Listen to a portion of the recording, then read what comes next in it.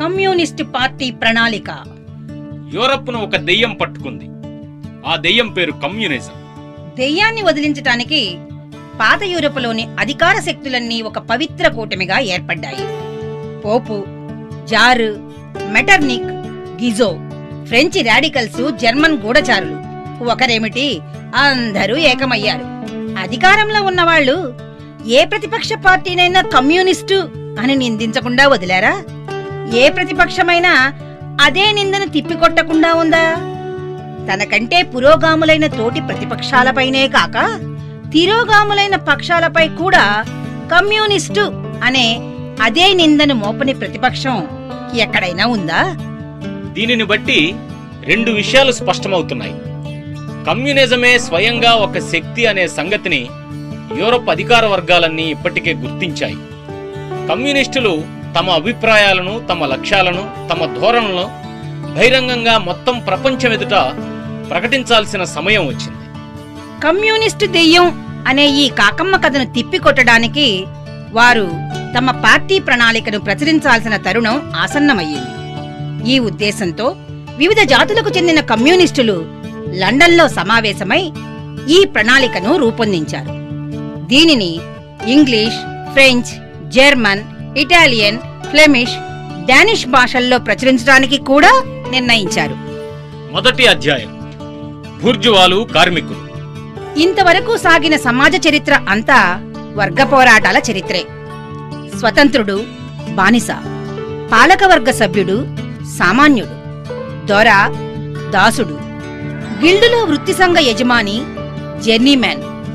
ఒక్క మాటలో చెప్పాలంటే పీడకుడు, పీడితుడు ఒకరికి ఒకరు ఎదురు బొదురు శత్రువులుగా నిలబడ్డారు. ఒకప్పుడు ప్రచ్ఛన్నంగా, మరొకప్పుడు బాహాటంగా నిరంతరాయంగా పోరు జరిపారు. ఈ పోరు వల్ల ఒక్కోసారి సమాజం మొత్తంగా విప్లవాత్మక పునర్నిర్మాణానికి గురయ్యింది. ఒక్కోసారి ఇరు వర్గాలు సర్వనాశనమయ్యాయి. బూర్జువా వర్గం అంటే ఆధునిక పెట్టుబడిదారీ వర్గం. సామాజిక ఉత్పత్తి సాధనాల స్వంతదారులే బూర్జువాలు. వారు వేతన కార్మికులను, కూలీలను పనిలో పెట్టే యజమానులు. శ్రామిక వర్గం అంటే సొంత ఉత్పత్తి సాధనాలు లేనందున బతకడానికి తమ శ్రమశక్తిని ఇతరులకు అమ్ముకోక తప్పని వర్గం. అదే ఆధునిక కార్మిక వర్గం. ఇక్కడ చరిత్ర అంటే ఆనాటి లిఖిత చరిత్ర మాత్రమే. కమ్యూనిస్టు ప్రణాళిక మొదట వెలువడిన నాటికి వర్గాలు, ఆస్తి లేని ఆదిమ సమాజం గురించి ఏమీ తెలియదు. రష్యాలో ఒకప్పుడు భూమిపై ఉమ్మడి యాజమాన్యం ఉందని ప్రణాళిక వెలువడిన కొంతకాలానికి హక్స్ తౌసెన్ కనుగొన్నాడు. జర్మన్ జాతులన్నీ ఆదిమ సమాజం నుంచే మొదలయ్యాయని మౌరర్ రుజువు చేశాడు. ఇండియా నుంచి ఐర్లాండ్ దాకా ప్రతి చోట గ్రామ సమాజాల్లో ఆదిమ సమాజపు జాడలు కనిపిస్తాయని ఆయన అన్నాడు. మోర్గాన్ ఆదిమ సమాజాల అంతర్నిర్మాణాన్ని అద్భుతంగా ఆవిష్కరించాడు. ఆదిమ ప్రజా సమూహాలు అంతరిస్తూనే సమాజం వేరువేరు వర్గాలుగాను, చివరికి శత్రువర్గాలుగాను విడిపోతుంది.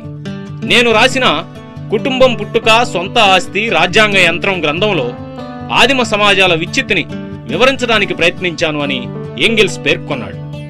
ఇంతకు ముందున్న చారిత్రక యుగాల్లో సమాజం దాదాపు ప్రతి చోట అనేక తరగతులుగా, అనేక సాంఘిక అంతస్తులుగా విభజించబడింది.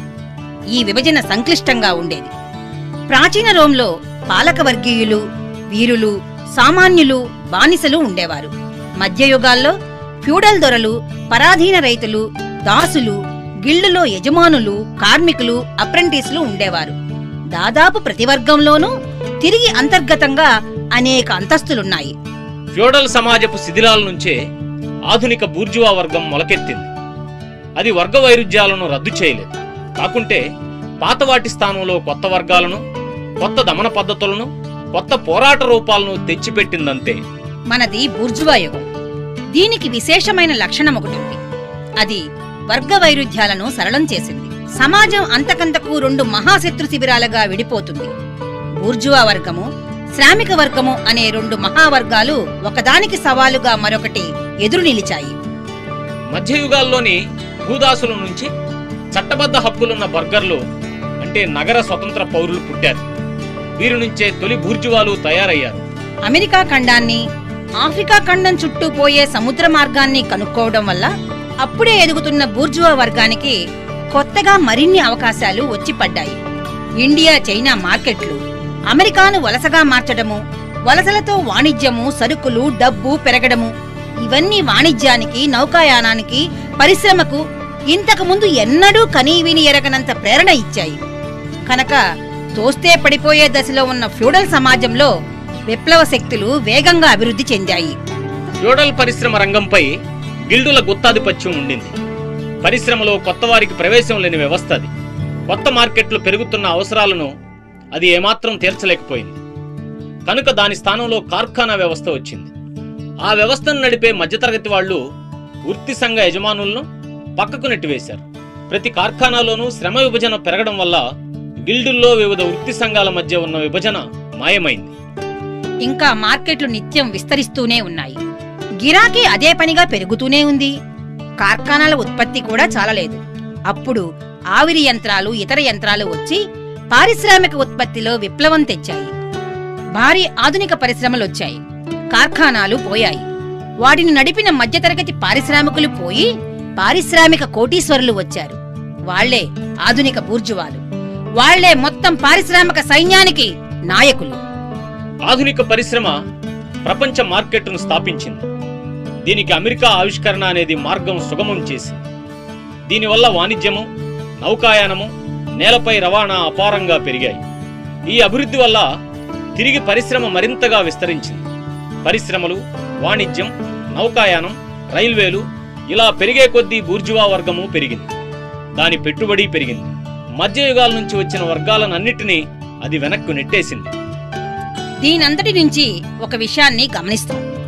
బూర్జువా వర్గం అనేది ఓ సుదీర్ఘమైన అభివృద్ధి క్రమంలో పుట్టింది. ఉత్పత్తి విధానాల్లోనూ, మార్పిడి విధానాల్లోనూ జరిగిన అనేక విప్లవాల పరంపర కారణంగా అది పుట్టింది. బూర్జువా వర్గం తన అభివృద్ధిలో అడుగు ముందుకు వేసిన ప్రతి సందర్భంలోనూ రాజకీయంగా కూడా పురోగమించింది. ఒకనాడది ఫ్యూడల్ ప్రభువర్గ పెత్తనం కింద పీడిత వర్గం. అటువంటిది తర్వాత మధ్యయుగాల నగర కమ్యూన్లలో స్వయం పాలిత సాయుధ సమాజంగా ఎదిగింది. ఒక చోట అది అంటే ఇటలీ, జర్మనీల్లో స్వతంత్ర నగర రిపబ్లిక్ గా ఉంది. మరో చోట అది అంటే ఫ్రాన్స్ లో లాగా పన్నులు కట్టే మూడో శక్తిగా ఉంది. ఆ తర్వాత కార్ఖానాల దశలో అది ప్రభు వర్గానికి వ్యతిరేకంగా ఒక పోటీ శక్తిగా మారి అర్ధభూస్వామ్య రాచరికాలకో లేదా నిరంకుశ రాచరికాలకో ఊడిగం చేసింది. ఆ రకంగా అది పెద్ద రాజరికాలన్నిటికీ మూలస్తంభంగా నిలబడింది. అదే బూర్జువా వర్గం చివరికి ఇవాళ ప్రపంచ మార్కెట్టు, ఆధునిక పరిశ్రమ ఏర్పడిన తర్వాత ఆధునిక ప్రజా ప్రాతినిధ్యం ఉన్న రాజ్యంలో ఏకైక రాజకీయ పెత్తందారుగా మారింది. ఆధునిక రాజ్యంలో ప్రభుత్వం అనేది మొత్తం బూర్జువా వర్గపు సమిష్టి వ్యవహారాలు చక్కబెట్టే కమిటీ మాత్రమే. బూర్జువా వర్గం చారిత్రకంగా అత్యంత విప్లవకరమైన పాత్ర పోషించింది. బూర్జువా వర్గం పైచేయి సాధించిన ప్రతి చోట మొత్తం పితృస్వామిక, ఫ్యూడల్, ప్రశాంత సంబంధాలన్నింటినీ ఖతం చేసింది. మనిషిని పుట్టుకతోనే అధికులైన వారితో బంధించిన అమాంబాపత్ సంబంధాలన్నింటినీ నిర్దాక్షిణ్యంగా చిన్నాభిన్నం చేసేసింది. మనిషికి మధ్య స్వలాభం తప్ప, డబ్బు చెల్లింపులు తప్ప ఇంకా ఏ సంబంధాన్ని అది మిగల్చలేదు.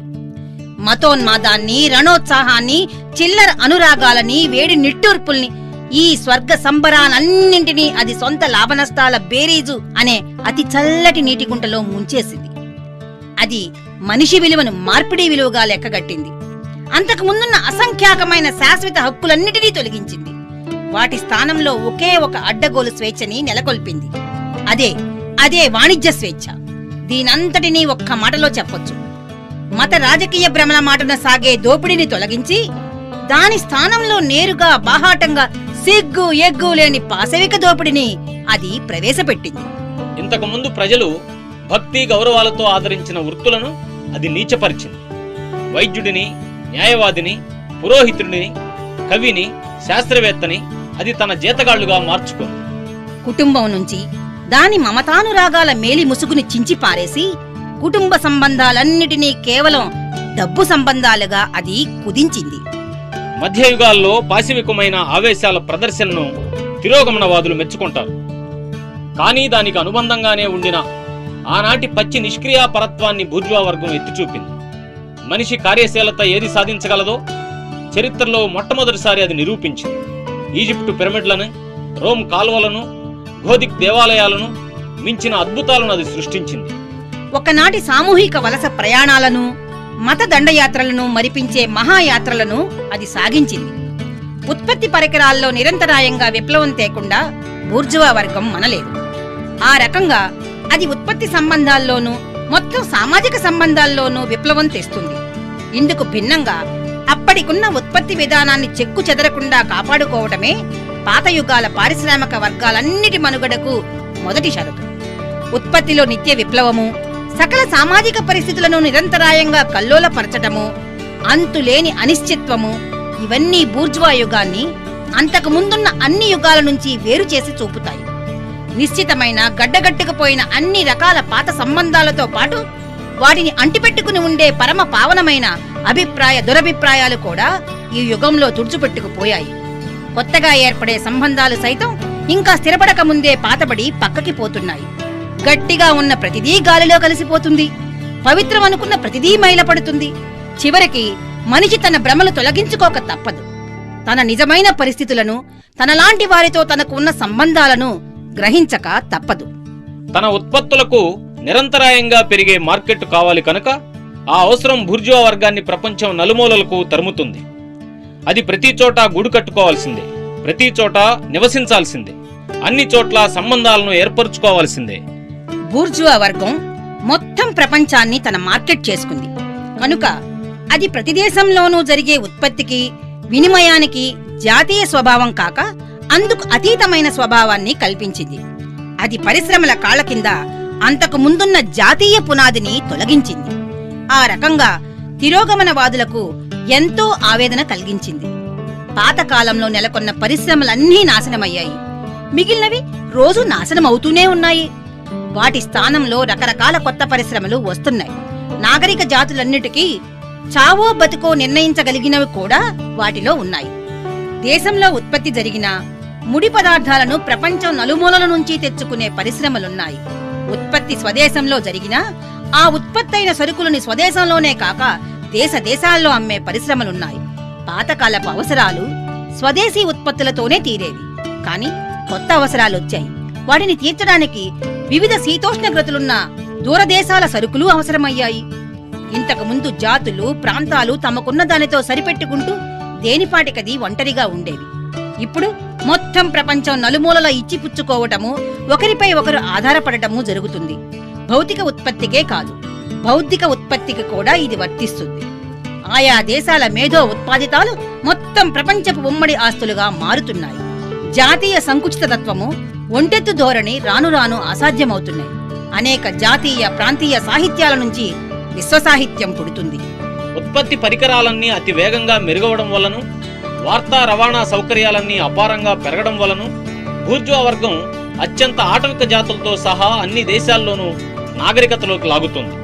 తన సరుకుల చౌక ధరలు అనే భారీ ఫిరంగుతో అది చైనా గోడలన్నింటినీ కూలగొడుతుంది. ఎంతటి మొండి విదేశీ ద్వేషులైనా, ఆటవికులైనా లొంగిపోయేలా చేస్తుంది.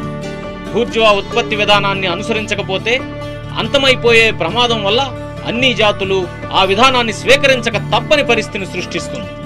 నాగరికత అన్నదాన్ని అది అన్ని జాతుల్లోకి జొప్పిస్తుంది. అంటే ఆ జాతులన్నీ బూర్జువా జాతులుగా మారేలా చేస్తుంది. దీన్ని ఒక్క మాటలో చెప్పవచ్చు, బూర్జువా వర్గం తనలాంటి ప్రపంచాన్నే సృష్టిస్తుంది. బూర్జువా వర్గం గ్రామ సీమలను నగరాలకు లోబడి ఉండేలా చేసింది. అది బ్రహ్మాండమైన నగరాలను సృష్టించింది. గ్రామీణ జనాభాతో పోలిస్తే నగరాల జనాభాని అపారంగా పెంచింది.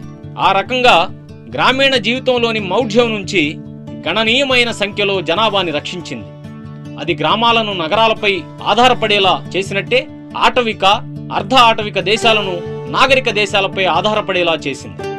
రైతాంగ ప్రధాన దేశాలను బూర్జువా దేశాలపై ఆధారపడేలా చేసింది. ప్రాచ్యాన్ని పశ్చిమంపై ఆధారపడేలా చేసింది. జనాభా, ఉత్పత్తి సాధనాలు, ఆస్తిపాస్తులు చెల్లా చెదురుగా ఉండటాన్ని బూర్జువా వర్గం రాను రాను తొలగిస్తుంది. అది జనాభాని ఒక చోటికి పోగేస్తుంది. ఉత్పత్తి సాధనాలను కేంద్రీకరిస్తుంది. ఆస్తిని కొద్దిమంది చేతుల్లో సాంద్రీకరిస్తుంది. రాజకీయ కేంద్రీకరణే దీని తప్పనిసరి పర్యవసానం. అంతకుముందు సొంత ప్రయోజనాలతో, సొంత చట్టాలతో, సొంత ప్రభుత్వాలతో, సొంత పన్నుల విధానాలతో దేని మట్టుకు అది స్వతంత్రంగానో లేదా కొద్దిపాటి అరకొర సంబంధాలతోనూ మనుగడ సాగిస్తున్న ప్రాంతాలన్నింటినీ కలిపి ఒకే దేశంగా అది ముద్ద చేసింది. ఒకే ప్రభుత్వంతో, ఒకే శాసనావళితో, ఒకే జాతి వర్గ ప్రయోజనాలతో, ఒకే సరిహద్దుతో, ఒకే కస్టమ్ సుంకాలతో ఒకే దేశంగా వాటిని మార్చింది. బూర్జువా వర్గ పాలన మొదలై ఇంకా 100 ఏళ్లైనా పూర్తి కాలేదు. కానీ ఇంతకు ముందు తరాలన్నీ కలిసి సృష్టించిన ఉత్పత్తి శక్తుల కంటే విస్తారమైన బ్రహ్మాండమైన ఉత్పాదక శక్తుల్ని అది తన పాలనలో సృష్టించింది. మానవునికి దాస్యం చేసే ప్రకృతి శక్తులు, యంత్రాలు, ఆవిరి శక్తితో నౌకాయానము, రైలు మార్గాలు, విద్యుత్ టెలిగ్రాఫులు, మొత్తం ఖండాలకు ఖండాలనే సాగులోకి తేవడము, నదీ జలాలను కాలువలకు మళ్లించడము, మంత్రం వేసి పుట్టించినట్టుగా జనాభా పెరుగుదల, ఇలాంటి ఉత్పత్తి శక్తులన్నీ సామాజిక శ్రమ గర్భంలో నిద్రిస్తున్నాయని ఇంతకు ముందుటి శతాబ్దాల్లో దేనికైనా కనీసం లేలా మాత్రంగానైనా తెలుసా? ఏ ఉత్పత్తి మార్పిడి సాధనాల పునాది పైన బూర్జువా వర్గం పెరిగిందో ఆ సాధనాలు ఫ్యూడల్ సమాజంలోనే పుట్టాయి. అయితే అవి క్రమంగా పెరిగి ఒక దశకు చేరుకోగానే ఉత్పత్తికి మార్పిడికి చెందిన ఫ్యూడల్ పరిస్థితులు వాటి పెరుగుదలకు అడ్డుపడ్డాయి. అంటే ఫ్యూడల్ వ్యవసాయ వ్యవస్థ గాని, కార్ఖానాల వ్యవస్థ గాని, మొత్తంగా ఫ్యూడల్ ఆస్తి సంబంధాల వ్యవస్థ గాని అప్పటికే ఒక స్థాయిలో పెరిగిన ఉత్పత్తి శక్తుల్ని ఇముడ్చుకోలేకపోయాయి. ఫ్యూడల్ సంబంధాలు ఉత్పత్తి శక్తులకు సంకెళ్లుగా మారాయి. ఆ సంకెళ్లు బద్దలవక తప్పలేదు. అవి బద్దలయ్యాయి. వాటి స్థానంలో ఎటువంటి షరతులు లేని పోటీ ప్రవేశించింది. దానితో పాటు దానికి అనుగుణమైన సామాజిక వ్యవస్థ వచ్చింది. రాజకీయ వ్యవస్థ కూడా వచ్చింది. ఆర్థిక రాజకీయ రంగాలపై బూర్జువా పెత్తనం కూడా వచ్చింది. అటువంటి పరిణామమే మరొకటి మన కళ్ల ముందే జరుగుతోంది. బూర్జువా ఉత్పత్తి సంబంధాలు, బూర్జువా మార్పిడి సంబంధాలు, బూర్జువా ఆస్తి సంబంధాలు ఉన్న బూర్జువా సమాజం మనది.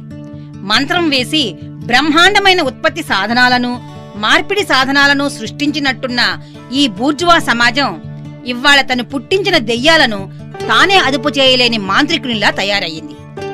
అనేక దశాబ్దాలుగా సాగిన పారిశ్రామిక చరిత్ర, వాణిజ్య చరిత్ర అంటే ఆధునిక ఉత్పత్తి సంబంధాల మీద ఆధునిక ఉత్పత్తి శక్తులు చేస్తున్న తిరుగుబాటు చరిత్రే తప్ప వేరే కాదు. అంటే బూర్జువా వర్గానికి, దాని పెత్తనానికి ఆసరా ఇచ్చే బూర్జువా ఆస్తి సంబంధాల మీదనే తిరుగుబాటది. దీనికి ఉదాహరణగా పదే పదే వస్తున్న సంక్షోభాలనే చూపించవచ్చు. అవి వచ్చినప్పుడల్లా బూర్జువా సమాజాన్ని ప్రమాదంలోకి నెడుతున్నాయి, రాను రాను మరింత తీవ్రంగా. ఈ సంక్షోభాల్లో ఉత్పత్తి అయిన వస్తువుల్లోనే కాక అంతకు ముందున్న ఉత్పత్తి శక్తుల్లో ఓ పెద్ద భాగం నాశనమవుతుంది. ఈ సంక్షోభాల్లో అమితోత్పత్తి అనే ఓ అంటువ్యాధి వ్యాపిస్తుంది.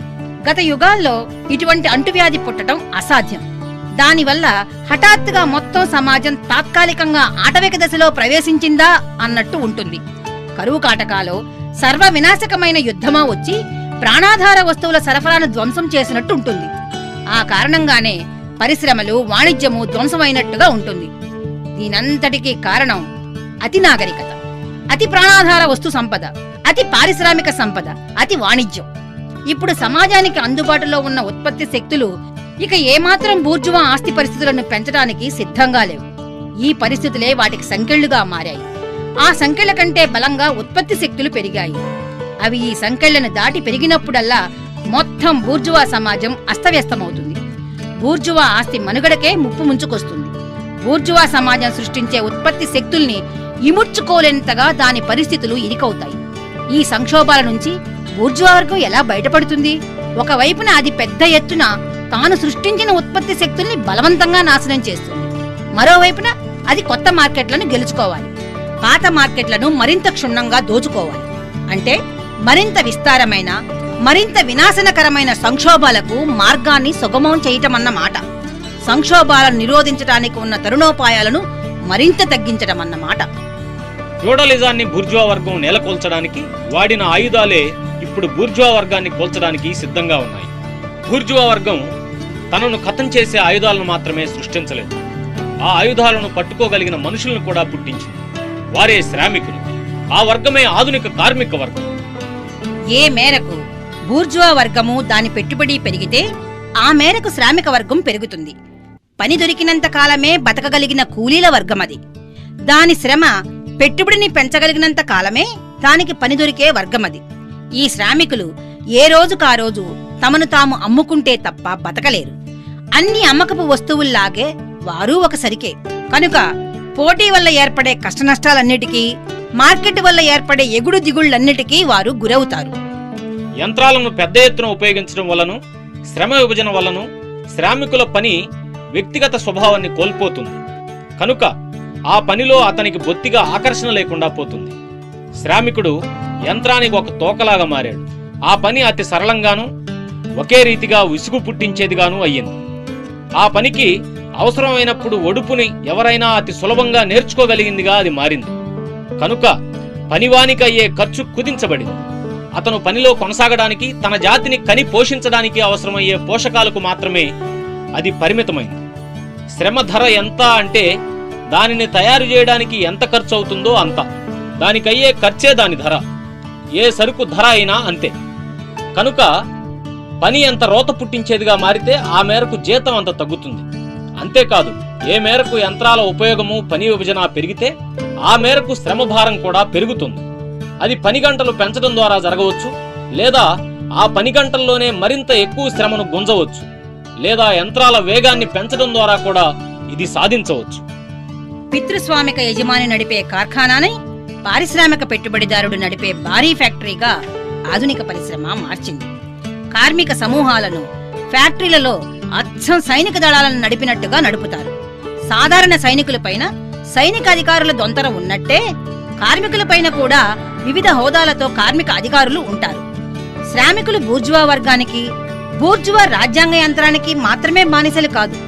వీరు ప్రతిరోజు ప్రతి గంట యంత్రానికి బానిసలు, తనిఖీ చేసే మేస్త్రికి బానిసలు, అన్నిటికీ మించి బూర్జువా యజమానికి బానిసలు. లాభమే తన ఏకైక లక్ష్యమని ఏ మేరకు ఈ నిరంకుశత్వం బాహాటంగా ప్రకటిస్తుందో ఆ మేరకు ఇది నీచంగాను, ద్వేషాన్ని రగిలించేదిగాను, కసి పుట్టించేదిగాను ఉంటుంది. ఆధునిక పరిశ్రమ అభివృద్ధి చెందే కొద్దీ శారీరక శ్రమలో ఏ నైపుణ్యంతోనూ పనిలేదు, గొప్ప బలమూ అవసరం లేదన్న పరిస్థితి వస్తుంది. ఆ దశలో యజమానులు మగవాళ్లకు బదులు ఆడవాళ్లను పనిలో పెట్టుకుంటారు. అప్పుడు స్త్రీ పురుష భేదాలకు, వయోభేదాలకు ఎటువంటి విశేషమూ ఉండదు.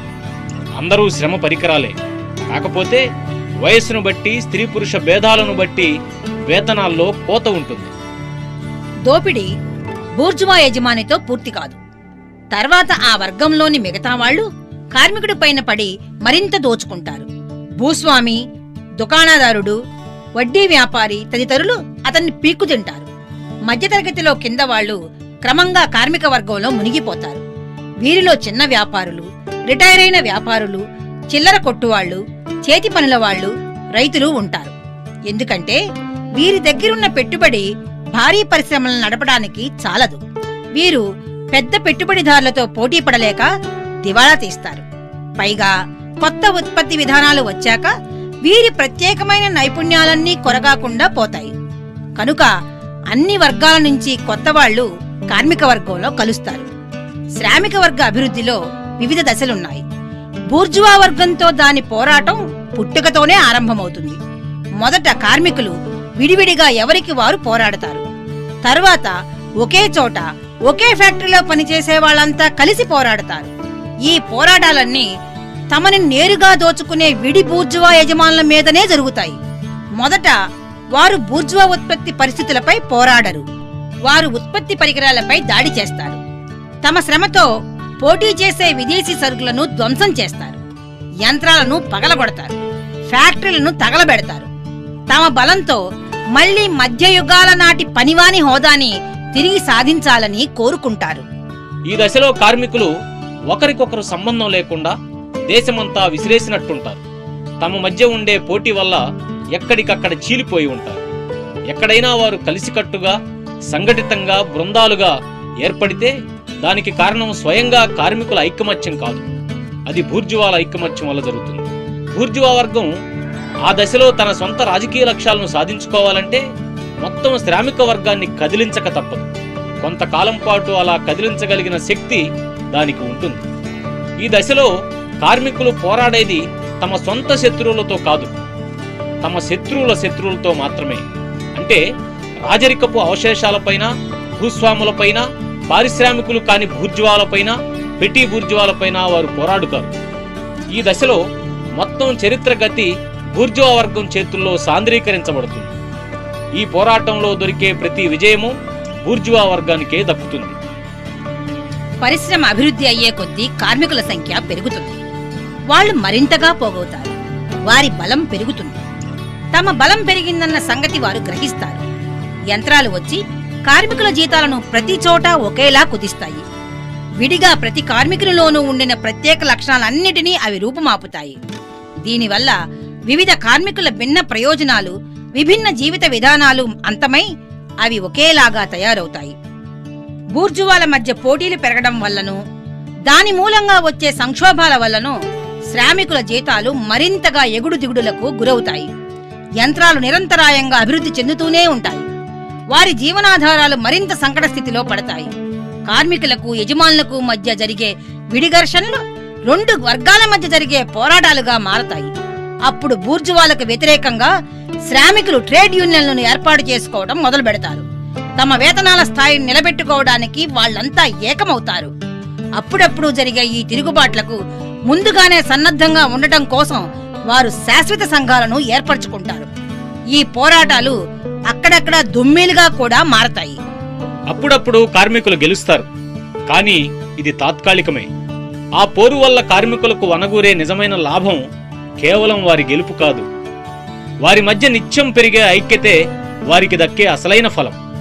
ఆధునిక పరిశ్రమ సృష్టించిన వార్తా రవాణా సౌకర్యాల కారణంగా వివిధ ప్రాంతాల్లో ఉన్న కార్మికుల మధ్య ఒకరితో ఒకరికి సంబంధాలు ఏర్పడతాయి. ఇది వారి మధ్య ఐక్యత పెంచుతుంది. స్థానికంగా ఎక్కడికక్కడ వేరువేరుగా జరిగే ఒకేలాంటి శ్రామిక పోరాటాలన్నిటినీ కలిపి సమైక్యంగా రెండు వర్గాల మధ్య జరిగే ఏకైక జాతీయ పోరాటంగా మలచడానికి పరస్పర సంబంధాలే తోడ్పడతాయి. నిజానికి ప్రతి వర్గ పోరాటము ఒక రాజకీయ పోరాటమే. మధ్యయుగాల్లో దరిద్రపు రహదారులున్న పరిస్థితుల్లో బర్గరులు అంటే నగర పౌరులు ఇటువంటి ఐక్యతను సాధించడానికి శతాబ్దాలు పట్టింది. ఇప్పుడు రైల్వేల మూలంగా ఆధునిక కార్మికులు కొన్ని సంవత్సరాల్లోనే ఆ ఐక్యతను సాధిస్తారు.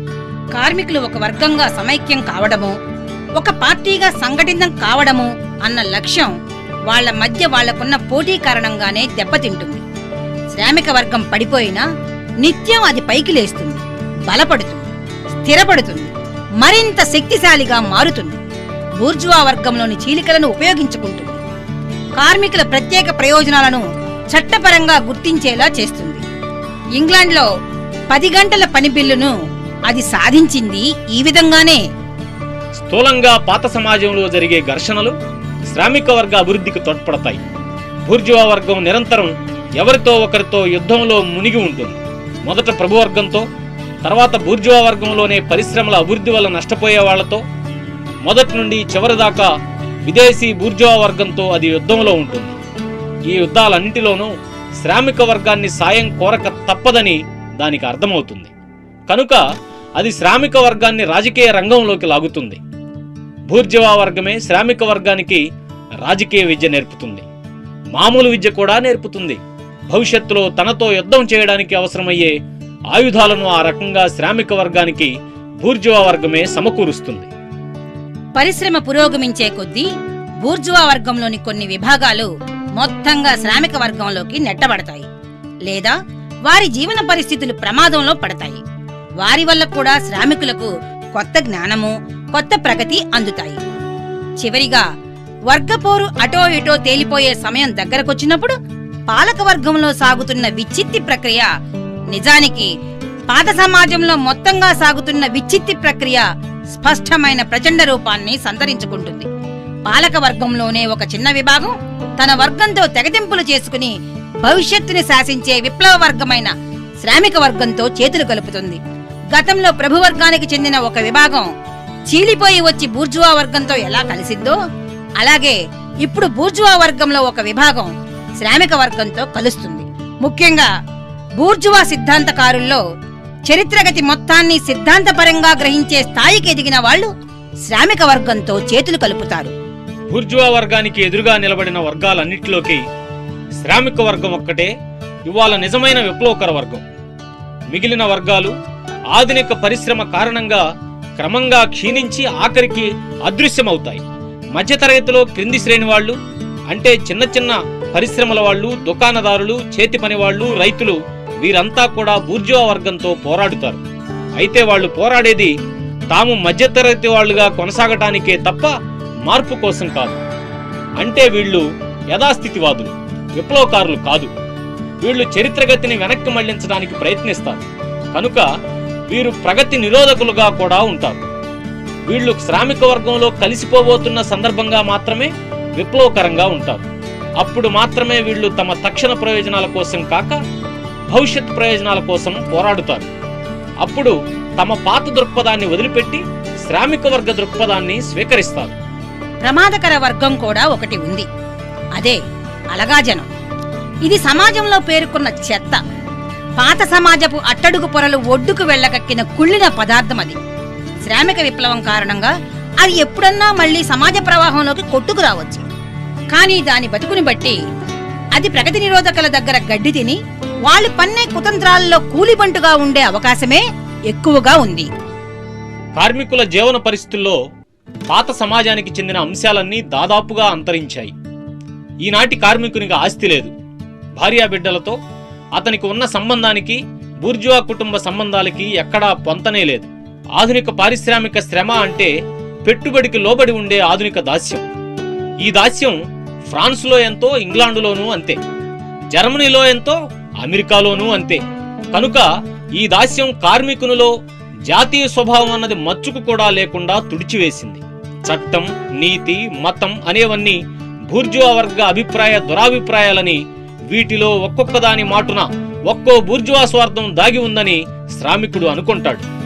ఇంతకు ముందు అధికారంలోకి వచ్చిన వర్గాలన్నీ ఆస్తులను, ఆదాయాన్ని తాము ఎలా అనుభవించారో ఆ విధానాన్నే మొత్తం సమాజం మీద రుద్దారు.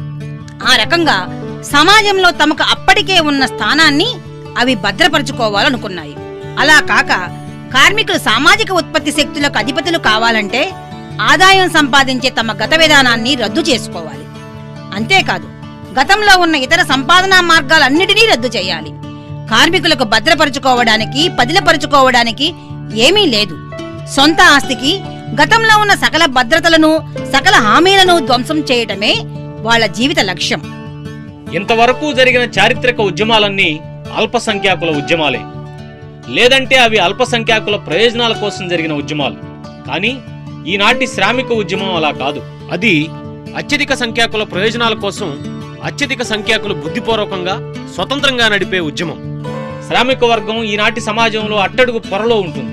అది కదలాలన్నా, లేచి నిలబడాలన్నా తనపై ఉన్న పొరలన్నింటినీ పైకి గాలిలోకి విసరాల్సిందే. బూర్జువా వర్గంతో శ్రామిక వర్గం చేసే పోరాటం మొదట జాతీయ పోరాటంగానే ఉంటుంది. అయితే అది స్వభావంలో కాదు, స్వరూపంలో మాత్రమే. ఏ దేశపు శ్రామిక వర్గమైనా తన సొంత బూర్జువా వర్గంతోనే లెక్క తేల్చుకోవాలి. శ్రామిక వర్గ అభివృద్ధిలో అత్యంత సాధారణ దశలన్నింటినీ పేర్కొన్నాం. ఇవాల్టి సమాజంలో ప్రచ్ఛన్నంగా రగులుతున్న అంతర్యుద్ధం బహిరంగ విప్లవంగా బద్దలయ్యే దశ వరకు వివరించాం. అంటే బూర్జువా వర్గాన్ని బలవంతంగా కూలదోయటం ద్వారా శ్రామిక వర్గ అధికారానికి పునాదులు పడే దశ వరకు చిత్రించాం. గత చరిత్రలో ప్రతి సమాజము పీడక వర్గానికి, పీడిత వర్గానికి మధ్య వైరుధ్యాల పునాదిపైనే బతికిందని మనం ఎప్పటికే గమనించాం. కానీ ఒక వర్గాన్ని పీడించాలంటే ఆ పీడిత వర్గం తన బానిస బతుకును కొనసాగించడానికైనా హామీ ఇవ్వాలి. భూస్వామ్య యుగంలో దాసులు క్రమంగా నగరాల్లో కమ్యూను సభ్యులుగా ఎదిగారు. ఆ యుగంలోనే నిరంకుశ రాజరికం కింద పెట్టి బూర్జువాలు క్రమంగా బూర్జువాలుగా ఎదగగలిగారు. కానీ ఈనాటి బూర్జువా వర్గ ఆధిపత్యం కింద ఈనాటి పారిశ్రామిక క్రమంలో ఆధునిక శ్రామికుడు ఎదగడం మాట అటుంచి నానాటికి అడుగుకి పోతున్నాడు. తన వర్గ సాధారణ జీవన స్థాయిలో కూడా నిలబడలేక ఇంకా అడుగుకి, ఇంకా లోతుకి కూరుకుపోతున్నాడు. కార్మికుడు బుక్క పకీరుగా మారుతున్నాడు. అతని ఈ దారిద్ర్యం జనాభా కంటే, సంపద కంటే వేగంగా పెరుగుతుంది. కాబట్టి ఈ సమాజాన్ని పాలించే అర్హతను బూర్జువా వర్గం కోల్పోయిందన్నది స్పష్టం. తన జీవిత విధానాన్ని ఒక అత్యున్నత శాసనంగా సమాజం మీద రుద్దటానికి దానికి ఎంత మాత్రమూ అర్హత లేదు. తన బానిసకు బానిస బతుకైనా నమ్మకంగా చూపించగల సత్తా దానికి లేదు. తన బానిస శ్రమ మీద బతకాల్సిన వర్గం అది. కానీ ఆ పరిస్థితి మారి ఆ బానిసే దాని బిచ్చం కింద ఆధారపడాల్సి వస్తే అటువంటప్పుడు బూర్జువా వర్గం కింద సమాజం ఇక ఎంత మాత్రమూ బతకలేదు. అంటే సమాజానికి బూర్జువా వర్గ మనుగడకి పొత్తు ఎంత మాత్రమూ కుదరదు. బూర్జువా వర్గం మనుగడ, దాని పెత్తనము సాగాలంటే తప్పనిసరిగా పెట్టుబడి ఏర్పడాలి. అది వృద్ధి కావాలి. పెట్టుబడి ఉండాలంటే కూలికి పనిచేసేవాళ్లు ఉండాలి. కూలి అనేది కార్మికుల మధ్య పోటీ మీదనే పూర్తిగా ఆధారపడి ఉంటుంది. పారిశ్రామిక పురోగమనాన్ని పెంపొందించేది బూర్జువా వర్గమే. అయితే దాని పర్యావసానాలను గ్రహించకుండానే అది పెంపొందిస్తుంది. ఇంతకు ముందు పోటీ వల్ల ఎవరికి వారే అన్నట్టుండే శ్రామికులు ఈ పారిశ్రామిక పురోగమనంలోనే ఒకరితో ఒకరు సహకరించుకుంటూ విప్లవకరంగా ఐక్యమవుతారు. ఏ పునాదిపై ఆధారపడి బూర్జువా వర్గం సంపదలను సృష్టించి వాటిని స్వాహా చేస్తుందో ఆ పునాదులనే ఈ పారిశ్రామిక అభివృద్ధి కూల్చివేస్తుంది. కనుక బూర్జువా వర్గం ప్రధానంగా ఉత్పత్తి చేసేది తనకు గోరీ కట్టే శక్తుల్నే. బూర్జువా వర్గ పతనము తప్పదు, కార్మిక వర్గ విజయము తప్పదు. కమ్యూనిస్ట్ పార్టీ ప్రణాళిక 2వ అధ్యాయం. కార్మికులు కమ్యూనిస్టులు. మొత్తం శ్రామిక వర్గంతో కమ్యూనిస్టుల సంబంధం ఎలా ఉంటుంది? కమ్యూనిస్టులు ఇతర శ్రామిక వర్గ పార్టీలకు వ్యతిరేకంగా వేరే పార్టీగా ఏర్పడరు. శ్రామిక వర్గ ఉమ్మడి ప్రయోజనాలకు భిన్నంగా విడిగా కమ్యూనిస్టులకు ఏ ప్రయోజనాలు లేవు. వాళ్ళు శ్రామిక వర్గ ఉద్యమాన్ని తమకు నచ్చిన మూసలో పోతబోయడానికి ఏ సొంత సంకుచిత సూత్రాలను రూపొందించరు. కమ్యూనిస్టులకు ఇతర శ్రామిక వర్గ పార్టీలకు గల తేడా ఇంత మాత్రమే. వివిధ దేశాల శ్రామికులు చేసే జాతీయ పోరాటాల్లో సమస్త శ్రామిక వర్గానికి కల ఉమ్మడి ప్రయోజనాలను కమ్యూనిస్టులు గుర్తు చేస్తారు. వాటికి వారు ప్రాధాన్యం ఇస్తారు. ఇక్కడ శ్రామికుల జాతీయతతో ప్రమేయం లేదు. బూర్జువా వర్గంతో కార్మిక వర్గం చేసే పోరాటం వివిధ దశలుగా అభివృద్ధి చెందుతుంది. ఆ దశలన్నిటిలోనూ కమ్యూనిస్టులు ప్రతి చోట ఎప్పుడూ శ్రామిక ఉద్యమం మొత్తానికి ప్రతినిధులుగా ఉంటారు. కనుక కమ్యూనిస్టులు ఆచరణలో ప్రతి దేశంలోనూ కార్మిక వర్గ పార్టీలన్నిటికంటే పురోగాములుగాను అత్యంత దృఢ సంకల్పులుగానూ ఉంటారు. మిగతా పార్టీలన్నిటినీ వారు ముందుకు నెడతారు. మరోవైపున కార్మిక వర్గం పయనించే మార్గాన్ని మొత్తంగా వారు సైద్ధాంతికంగా గ్రహించగలరు. మొత్తంగా కార్మికోద్యమ పరిస్థితుల్ని, దాని సాధారణ అంతిమ ఫలితాలను కూడా వారు అర్థం చేసుకోగలరు. కనుక ఈ విషయంలో అత్యధిక కార్మిక జనసామాన్యానికి లేని వెసులుబాటు వారికి ఉంటుంది. కమ్యూనిస్టుల తక్షణ కర్తవ్యం ఇతర కార్మిక వర్గ పార్టీలకు ఉన్నదే. కార్మికులు ఒక వర్గంగా రూపొందాలి. బూర్జువా వర్గ ఆధిపత్యాన్ని కూలదోయాలి. కార్మిక వర్గం రాజకీయ అధికారాన్ని గెలుచుకోవాలి. ఎవరో ఒక అభినవ విశ్వ సంస్కర్త కనుగొన్న భావాలపైనో లేదా సూత్రాలపైనో కమ్యూనిస్టుల నిర్ధారణలు ఆధారపడవు. స్థూలంగా చెప్పాలంటే నేటి వర్గ పోరాటాల నుంచి, మన కళ్ల ముందే జరుగుతున్న చారిత్రక ఉద్యమం నుంచి తలెత్తే వాస్తవ సంబంధాలను అవి వ్యక్తం చేస్తాయి. అంతే. ఇక అమలులో ఉన్న ఆస్తి సంబంధాలను రద్దు చేయడం అన్నది కమ్యూనిజం ప్రత్యేకత కానే కాదు. చారిత్రక పరిస్థితుల్లో వచ్చిన మార్పుల కారణంగా గతంలో ఆస్తి సంబంధాలన్నీ ఎప్పటికప్పుడు చారిత్రక మార్పులకు గురవుతూనే ఉన్నాయి. ఉదాహరణకు ఫ్రెంచి విప్లవం బూర్జువా ఆస్తికి అనుకూలంగా ఫ్యూడల్ ఆస్తిని రద్దు చేసింది. కమ్యూనిజం ప్రత్యేకత ఏ ఆస్తినైనా రద్దు చేయడం కాదు, బూర్జువా ఆస్తిని రద్దు చేయడం మాత్రమే. వర్గ వైరుధ్యాల మీద, అల్పసంఖ్యాకులు అధిక సంఖ్యాకులను దోచుకోవడం మీద ఆధారపడి ఉత్పత్తిని, అనుభోగాన్ని నిర్వహించే వ్యవస్థలన్నిటిలోనూ బూర్జువా సొంత ఆస్తి వ్యవస్థే చిట్టచివరిది. ఇది అత్యంత పరిపూర్ణమైనది. ఈ అర్థంలో కమ్యూనిస్టుల సిద్ధాంతాన్ని ఒక్క ముక్కలో చెప్పొచ్చు. అదే సొంత ఆస్తి రద్దు. మనుషులు కష్టపడి స్వయంగా ఆస్తి సంపాదించుకునే హక్కును రద్దు చేస్తామని కమ్యూనిస్టులమైన మమ్మల్ని నిందిస్తున్నారు. అన్ని రకాల వ్యక్తిగత స్వేచ్ఛకి, స్వాతంత్రానికి, కార్యకలాపాలకు ఆ ఆస్తే మూలమని వారంటున్నారు. కష్టపడి సంపాదించిన ఆస్తట, స్వయంగా సంపాదించిన ఆస్తట. బూర్జువా ఆస్తి అనేది రాకపూర్వమే సన్నకారు రైతులు, చిన్న చేతి పనుల వాళ్ళు సంపాదించుకుంటున్న ఆస్తి గురించా మీరు మాట్లాడుతోంది? ఆ ఆస్తిని మేము రద్దు చేయాల్సిన అవసరమే లేదు. పారిశ్రామిక అభివృద్ధి వల్ల అది ఇప్పటికే చాలా వరకు నాశనమయ్యింది. రోజు ఇంకా నాశనం అవుతూనే ఉంది. లేదా మీరంటున్నది బూర్జువా సొంత ఆస్తి గురించా? కూలి పని వల్ల కార్మికుడికి ఆస్తి ఏమైనా పోగుబడుతోందా? వీసమంతా కూడా లేదు. కూలి పని పెట్టుబడిని సృష్టిస్తుంది.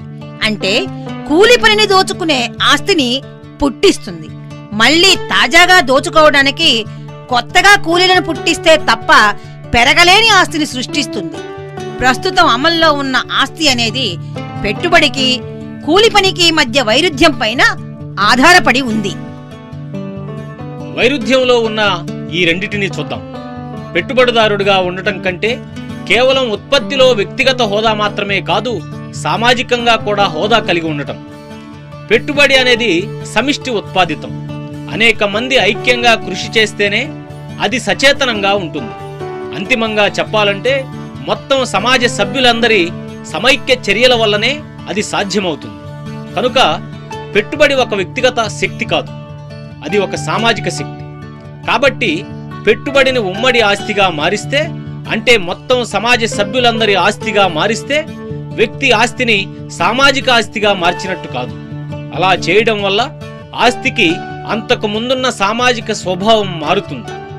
ఆస్తి తన వర్గ స్వభావాన్ని కోల్పోతుంది.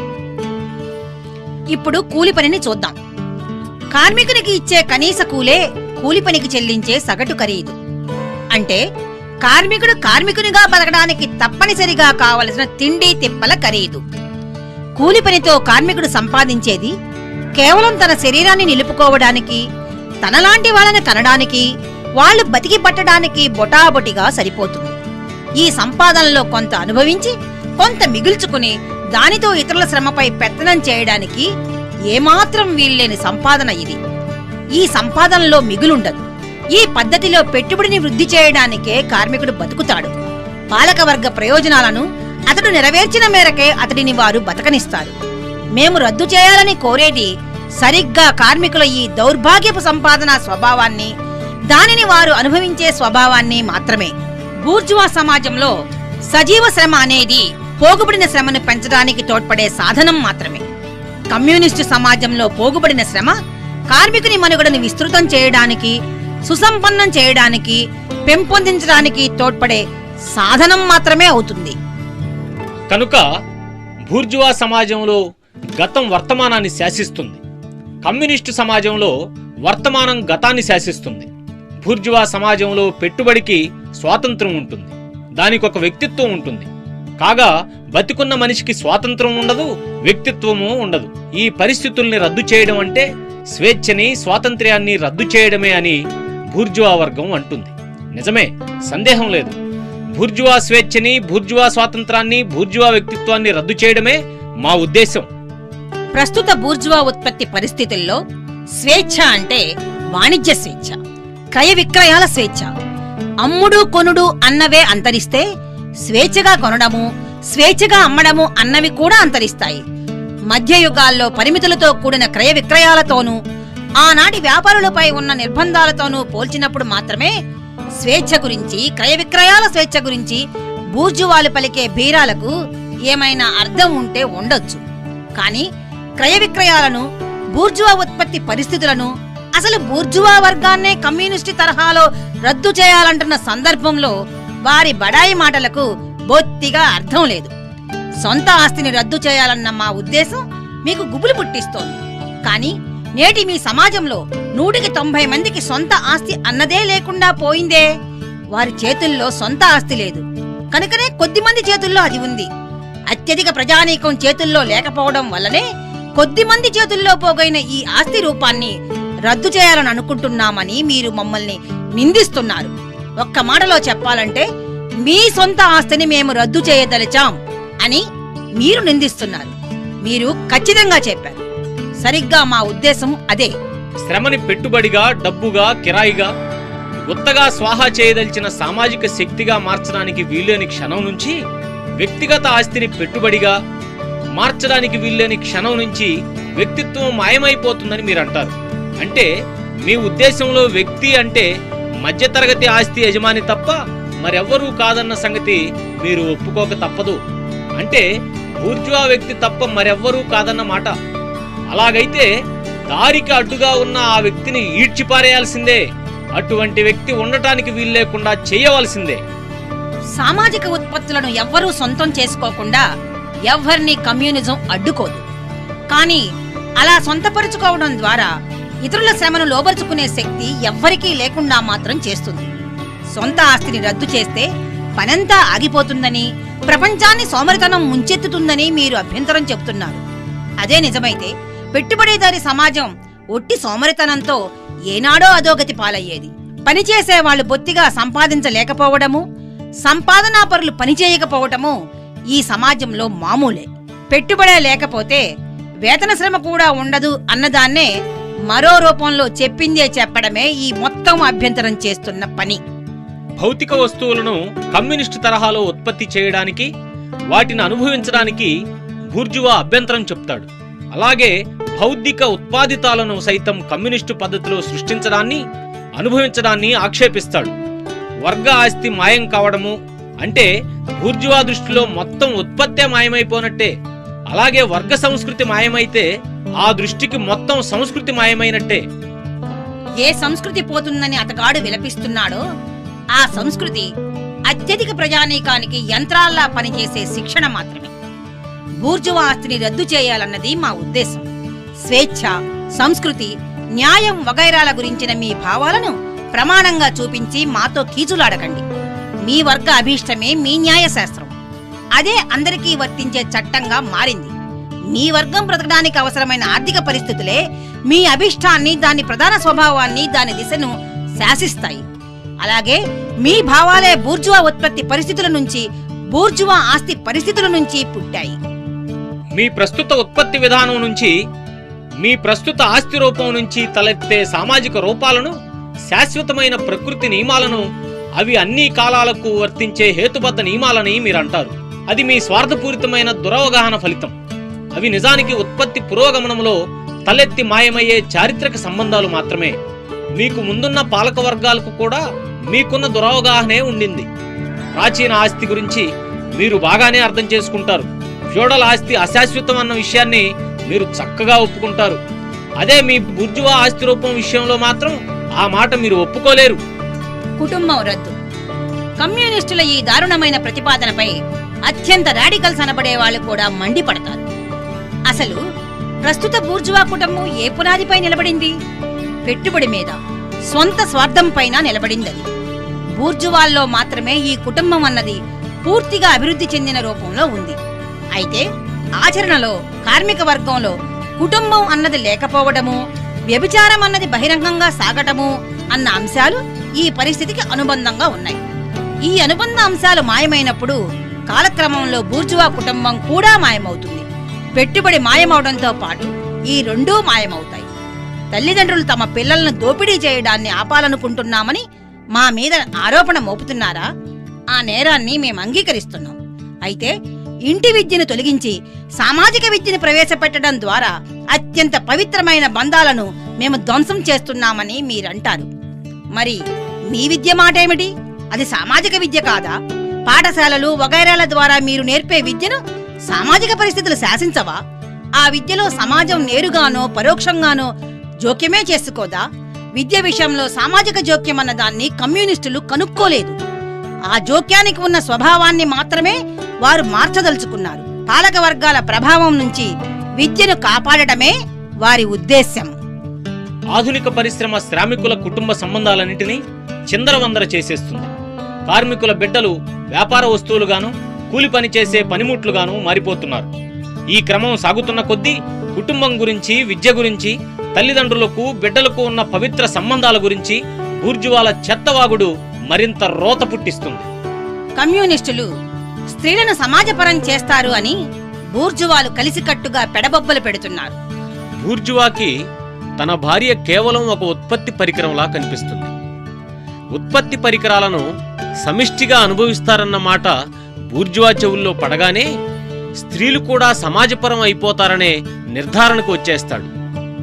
కేవలం ఉత్పత్తి పరికరంగా పడి ఉండే దౌర్భాగ్యం నుంచి స్త్రీలను బయటపడేయటమే కమ్యూనిస్టుల ఉద్దేశమేమో అన్న కనీస సందేహం కూడా బూర్జువాకు రాదు. కమ్యూనిస్టులు స్త్రీలను బహిరంగంగా శాసనపరంగా సమిష్టి ఆస్తిగా మార్చేస్తారని తామే కల్పించి దానిపైన మన బూర్జువాలు తమ ఆగ్రహాన్ని వెళ్లగక్కుతున్నారు. అంతకంటే హాస్యాస్పదమైనదేముంది? అయినా స్త్రీలను సమిష్టి ఆస్తిగా మార్చే పని కమ్యూనిస్టులు కొత్తగా చేయవలసిన అవసరమే లేదు.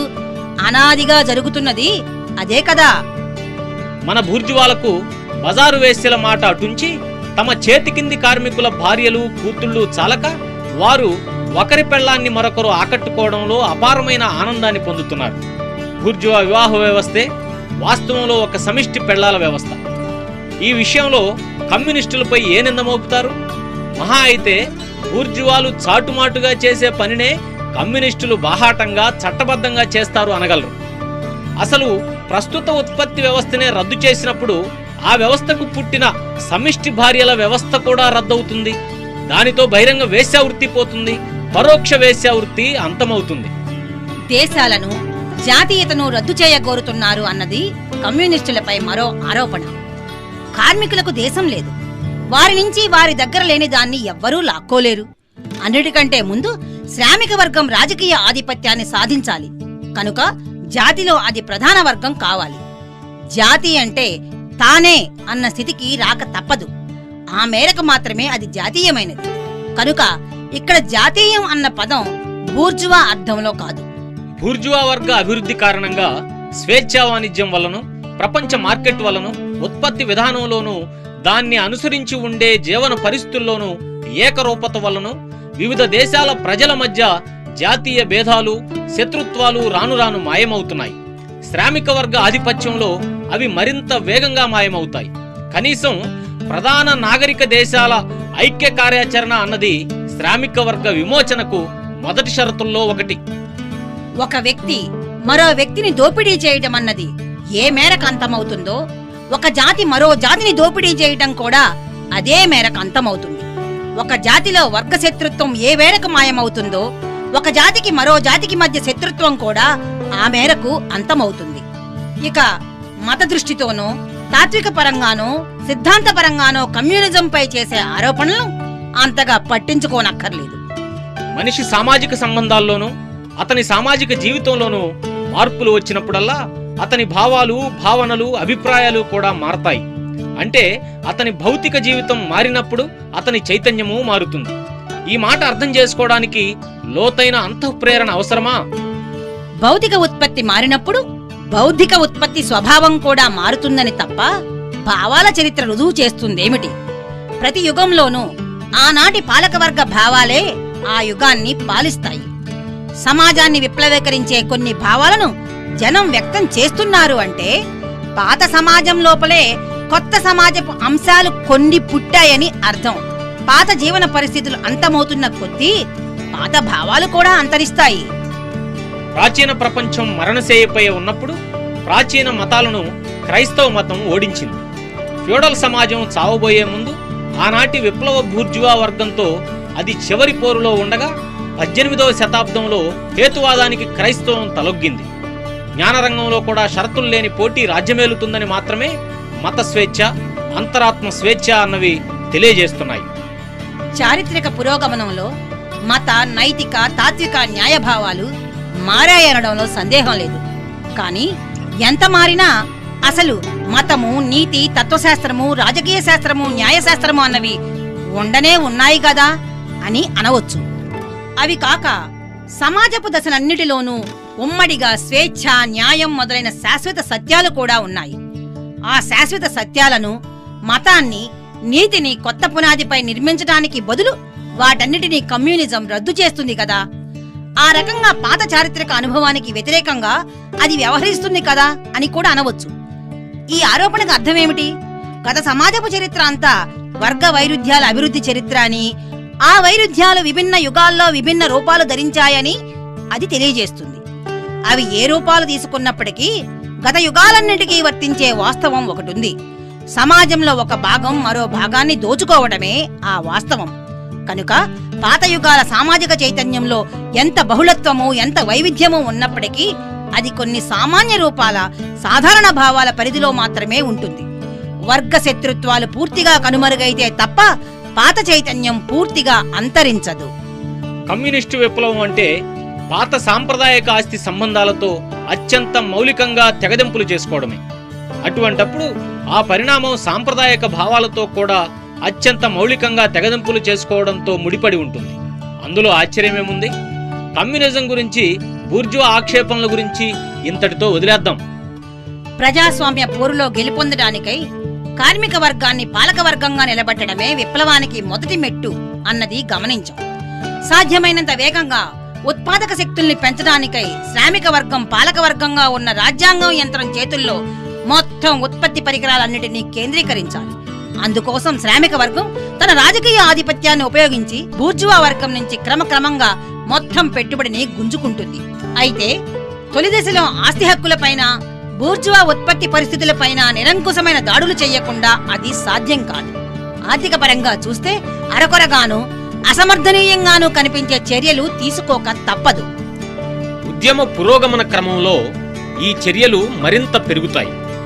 ఉత్పత్తి విధానాన్ని మొత్తంగా విప్లవీకరించడం కోసం పాత వ్యవస్థపై దాడి తప్పదు. ఈ చర్యలు వేరువేరు దేశాల్లో వేరువేరుగా ఉంటాయి. అయితే అత్యంత అభివృద్ధి చెందిన దేశాలన్నిటికీ సర్వసాధారణంగా ఇప్పుడు పేర్కొనే చర్యలు వర్తిస్తాయి.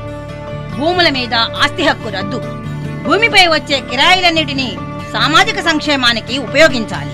ఆదాయం పెరిగే కొద్దీ పెరిగేలా పన్నులు విధించాలి. వారసత్వ హక్కులన్నీ రద్దు చేయాలి.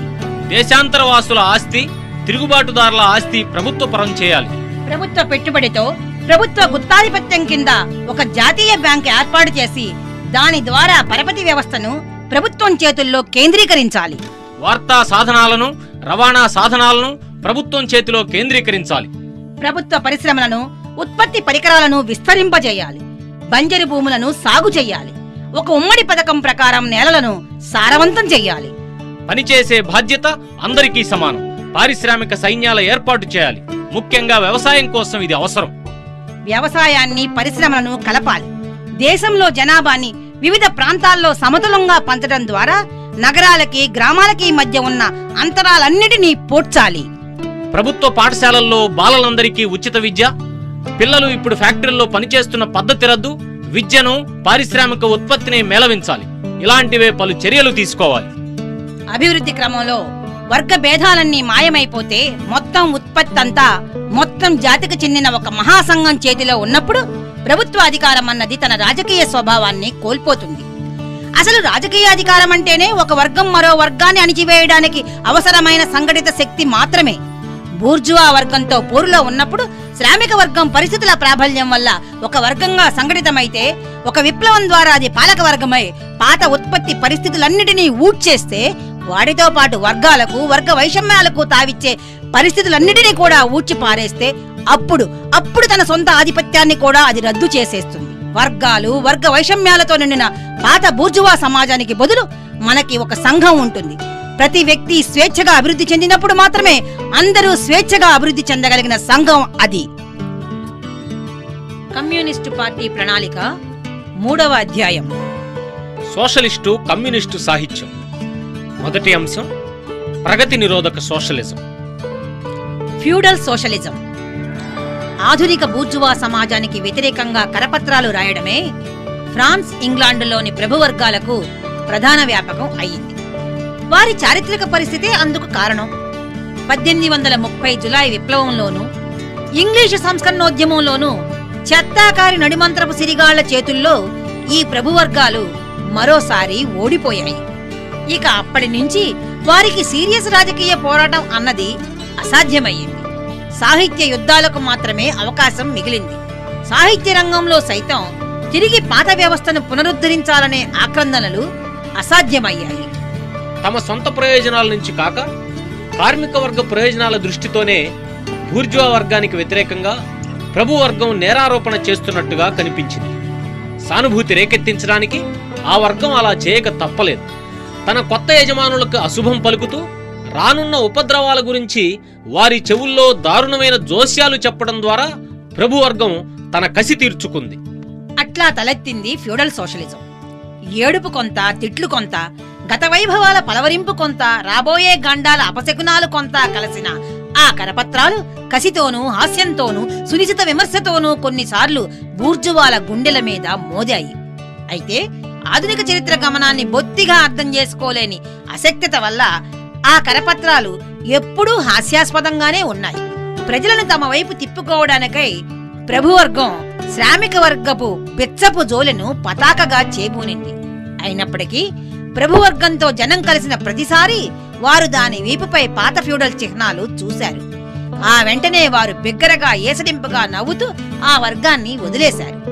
ఫ్రెంచ్ లెజిటిమిస్టుల్లోనూ కొందరు యంగ్ ఇంగ్లాండ్ సభ్యులు ఆ దృశ్యాన్ని ప్రదర్శించారు. తమ దోపిడీ పద్ధతి బూర్జువా పద్ధతి కాదని, అది భిన్నమని అంటారు ఫ్యూడలిస్టులు. అప్పటి పరిస్థితులు కూడా భిన్నమేనని, వాటికిప్పుడు కాలం చెల్లిందని వారు మర్చిపోతారు. తమ హయాంలో ఈ ఆధునిక శ్రామిక వర్గం లేనే లేదంటారు వారు.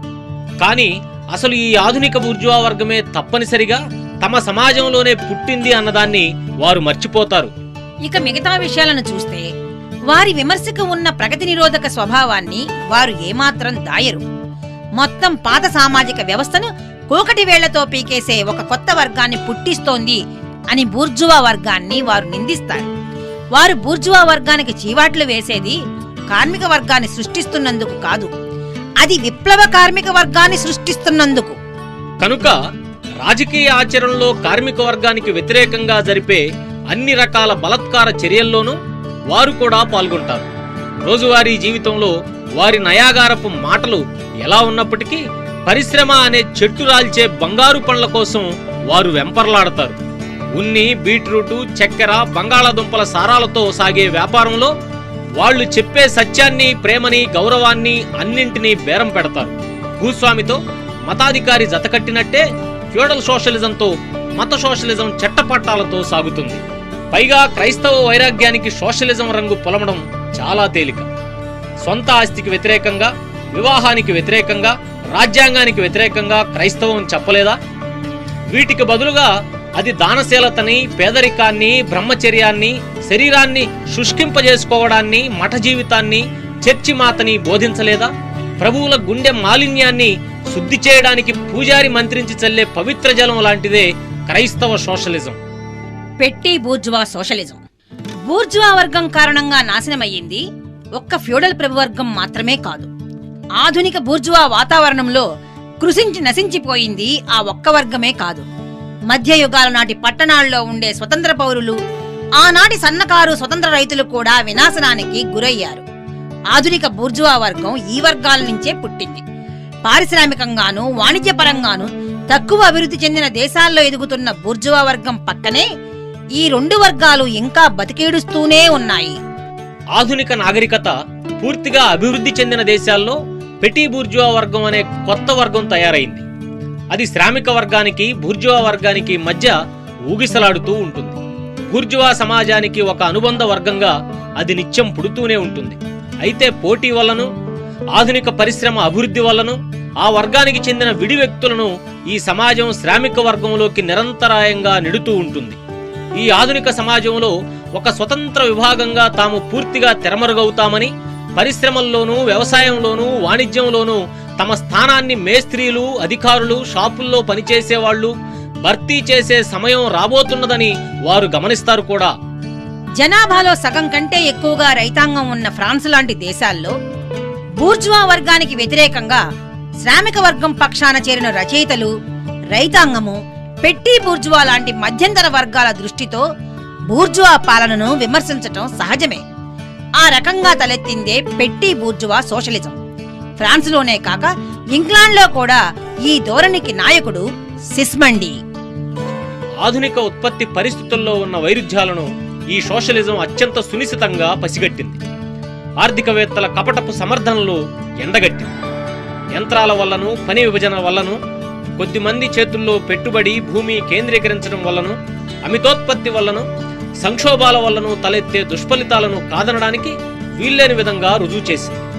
ఈ వ్యవస్థలో పెట్టి బూర్జువాలు, రైతులు నాశనమైపోక తప్పదని అది చెప్పింది. శ్రామిక వర్గ దారిద్ర్యాన్ని, ఉత్పత్తిలో అరాచకత్వాన్ని, సంపద పంపిణీలో దారుణమైన అసమానతలను ఎత్తి చూపింది. దేశాల మధ్య పారిశ్రామిక యుద్ధాల వల్ల తలెత్తే మారణహోమాన్ని చూపింది. పాత నైతిక బంధాలు, పాత కుటుంబ సంబంధాలు, పాత జాతులు ఎలా విచ్ఛిన్నమవుతాయో ఎత్తి చూపింది. అయితే ఈ సోషలిజానికి ఉన్న నిర్మాణాత్మకమైన లక్ష్యాలు ఏమంటే, అవి పాత ఉత్పత్తి సాధనాలను, పాత ఉత్పత్తి పద్ధతులను తిరిగి రావాలని కోరుతుంది. ఆ రకంగా అది పాత ఆస్తి సంబంధాలను, పాత సమాజాన్ని తిరిగి నెలకొల్పాలి అనుకుంటుంది. లేదంటే కొత్త ఉత్పత్తి సాధనాలను, కొత్త మార్పిడి సాధనాలను పాత ఆస్తి సంబంధాల పరిధిలో పాత సమాజం పరిధిలో ఇరికించాలి అనుకుంటుంది. ఆ పరిధిలో ఇమడలేకనే కదా ఈ కొత్త సాధనాలు దాని గర్భం చీల్చుకుని బయటపడింది. కనుక వారి 2 లక్ష్యాల్లోనూ వారు ప్రగతి వ్యతిరేకులే, ఊహాస్వర్గవాదులే. ఈ సోషలిజం చివరి మాటలివి. ఉత్పత్తికి కార్పొరేట్ గిల్డులు, వ్యవసాయంలో పితృస్వామిక సంబంధాలు, ఆత్మవంచన అనే దాని ఈ మత్తుని మొండి చారిత్రక సత్యాలు వదలగొట్టాయి. ఆ తర్వాతనే చివరికి ఈ బాపత సోషలిజం దిగాలుగా నిష్క్రమించింది. జర్మన్ సోషలిజం లేదా అసలైన సోషలిజం. ఫ్రాన్స్లో బూర్జువా వర్గం అధికారంలో ఉన్నప్పుడు దాని అధికారానికి, దాని ఒత్తిడికి వ్యతిరేకంగా జరిగే పోరాటాలను ప్రతిబింబిస్తూ అక్కడ సోషలిస్టు, కమ్యూనిస్టు సాహిత్యం పుట్టింది. జర్మనీలో ఈ సాహిత్యం ప్రవేశించే నాటికి అక్కడ బూర్జువా వర్గం అప్పుడప్పుడే ఫ్యూడల్ నిరంకుశత్వంతో పోటీ మొదలు పెడుతోంది. జర్మన్ తాత్వికులు అవ్వాలనుకునేవాళ్లు, రాతగాళ్లు ఈ సాహిత్యాన్ని ఆత్రంగా వాటేసుకున్నారు. కానీ ఈ సాహిత్యం దిగుమతి అయినట్టుగా ఫ్రెంచి సామాజిక పరిస్థితులు జర్మనీకి దిగుమతి కాలేదన్న సంగతి వారు మర్చిపోయారు. జర్మన్ పరిస్థితుల్లో ఈ ఫ్రెంచి సాహిత్యం తన తక్షణ ఆచరణాత్మక ప్రాధాన్యాన్ని కోల్పోయింది. కేవలం అది ఒక సాహిత్య ప్రక్రియగా మిగిలిపోయింది. ఆ రకంగా ఆనాటి ఫ్రెంచి విప్లవ డిమాండ్లు ఆచరణాత్మక తర్కం కాక మరేమీ కాదని 18వ శతాబ్దపు జర్మన్ తాత్వికులకు తోచింది. ఇక ఆనాటి ఫ్రెంచి విప్లవ బూర్జువాల మాటలు వారి కళ్లకు విశుద్ధ అభీష్ట సూత్రాల్లా కనిపించాయి. అభీష్టం అంటే నిజమైన మానవ సంకల్పమే కదా. జర్మన్ పండిత మన్యులు తమ పాత తాత్విక ఆత్మతో కొత్త ఫ్రెంచి భావాలకు సామరస్యం చేకూర్చడానికి తంటాలు పడ్డారు. వారు తమ సొంత తాత్విక దృక్పథాన్ని వదిలేయకుండానే ఫ్రెంచి భావాలను దానికి జోడించారు. అనువాదం ద్వారా ఒక విదేశీ భాషను గ్రహించినట్టే అలా జోడించడం ద్వారా విదేశీ భావాలను గ్రహించాలని వారు అనుకున్నారు. క్రీస్తు పూర్వపు విగ్రహారాధకుల ప్రాచీన రాత ప్రతులపైన కేథలిక్ మత గురువులు తమ సన్యాసుల చిల్లర జీవితాలను ఎలా గిలికారో తెలిసిందే కదా. జర్మన్ ప్రబుద్ధులు ఫ్రెంచి లౌకిక సాహిత్యం విషయంలో ఈ క్రమాన్ని తిరగేశారు. ఫ్రెంచి మూల రచనల అడుగున వారు తమ తాత్విక చెత్తను నింపారు. ఉదాహరణకు డబ్బు, ఆర్థిక విధులపై ఫ్రెంచి వారి విమర్శ కింద వారు మానవజాతి పరాయితనం అని రాశారు. బూర్జువా రాజ్యాంగ యంత్రంపై ఫ్రెంచి విమర్శకుల రాతల కింద వారు సామాన్య అభివర్గాన్ని పదవి నుంచి దించేయడం అన్నారు. ఇటువంటివే ఇంకా ఎన్నో అర్థం పర్థం లేని రాతలు వారు రాశారు. ఫ్రెంచి చారిత్రక విమర్శల వెనుక తమ తాత్విక పదజాలాన్ని దూర్చడాన్నే వారు కార్యశీల తత్వం అని పిలుచుకున్నారు. దాన్నే అసలైన సోషలిజం అని, జర్మన్ సోషలిస్టు శాస్త్రం అని, సోషలిజానికి తాత్విక పునాది అని ఇంకా ఏవేవో అన్నారు. ఆ రకంగా వారు ఫ్రెంచి సోషలిస్టు, కమ్యూనిస్టు సాహిత్యాన్ని నిర్వీర్యం చేశారు. అది జర్మన్ల చేతిలో పడి ఒక వర్గం మరో వర్గంతో చేస్తున్న పోరుని వ్యక్తం చేయటం మానేసింది. అదే ఫ్రెంచి వాళ్ల ఏకపార్శ్వ ధోరణిని అధిగమించటంగా జర్మన్ బుర్రకి తోచింది. నిజమైన అవసరాలకు కాక, సత్యావసరాలకు, శ్రామికవర్గ ప్రయోజనాలకు కాక, మానవ స్వభావ ప్రయోజనాలకు మనిషికి అద్దం పడుతున్నట్టు వారికి తోచింది. అయితే ఆ మనిషికి వర్గమూ లేదు, వాస్తవికత లేదు.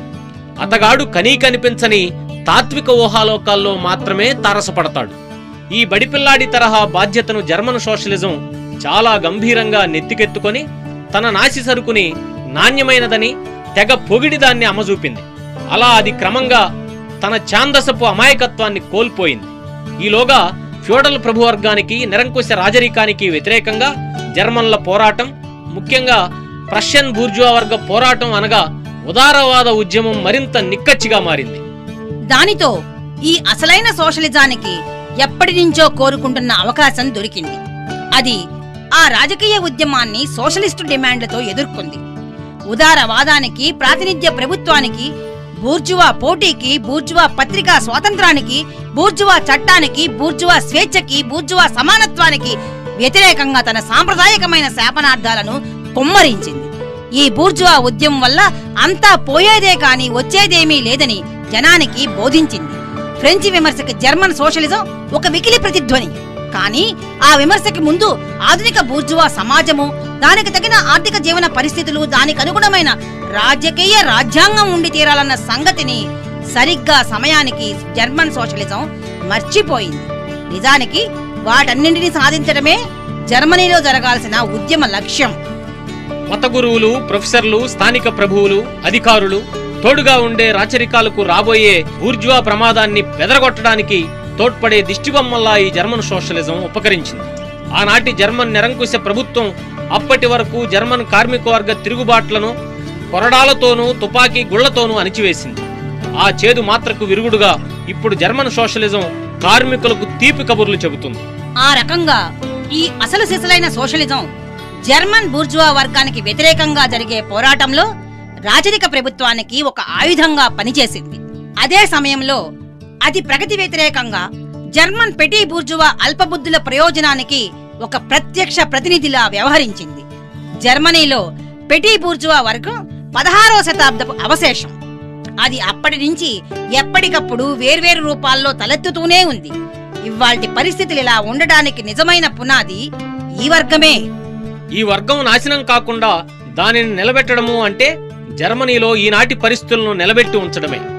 అయితే బూర్జువా వర్గ పారిశ్రామిక రాజకీయ ఆధిపత్యం దానిని ఖాయంగా నాశనం చేస్తుంది.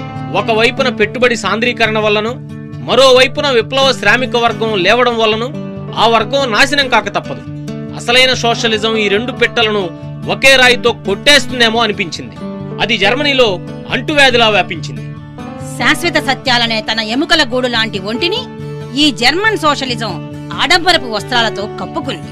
వాగాడంబరపు పూలతో కుట్టిన కాల్పనిక వాద సాలెగూళ్ల వస్త్రాలను వెగడు పుట్టించే మమతానురాగాల తెలిమంచు తుంపరలో ముంచి వాటిని తన ఒంటి చుట్టూ కప్పుకుంది. ఈ ఆడంబరపు అలంకరణ అద్భుతంగా పనిచేసింది. జనంలో దాని సరుకులు ఇబ్బడి ముబ్బడిగా అమ్ముడయ్యాయి. పెటీ బూర్జువా అల్పునికి తానే ఒక అసలు సిసలైన ఆర్భాటపు ప్రతినిధిని అన్న సంగతిని రాను రాను జర్మన్ సోషలిజం కూడా బాగా గుర్తించింది.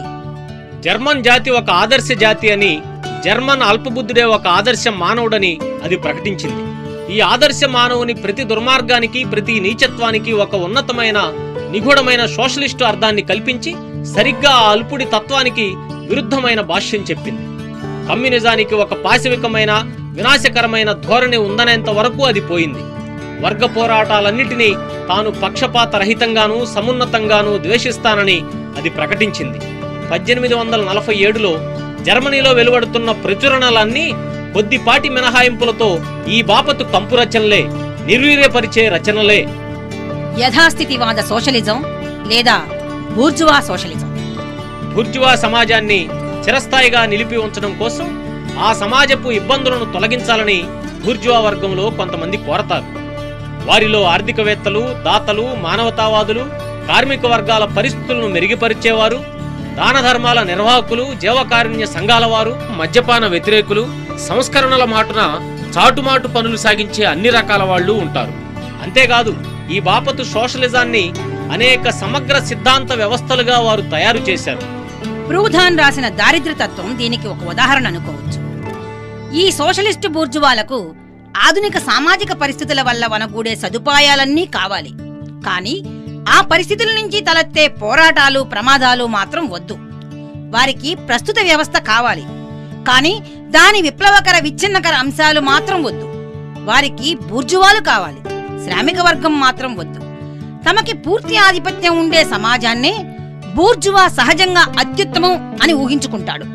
ఈ సుఖప్రదమైన భావనతోనే దాదాపు సమగ్రంగా కనిపించే వివిధ సిద్ధాంతాలను ఈ సోషలిజం రూపొందిస్తుంది. అటువంటి సిద్ధాంతాన్ని శ్రామిక వర్గం అమలుపరిచి ఎంచక్కా నేరుగా పుణ్య సమాజంలో ప్రవేశించవచ్చు. అయితే శ్రామిక వర్గం మాత్రం ప్రస్తుత సమాజ పరిధిలోనే ఉండాలి. అంతేకాదు అది బూర్జువా వర్గం పట్ల తనకున్న ద్వేషభావాలన్నిటినీ వదిలేయాలి.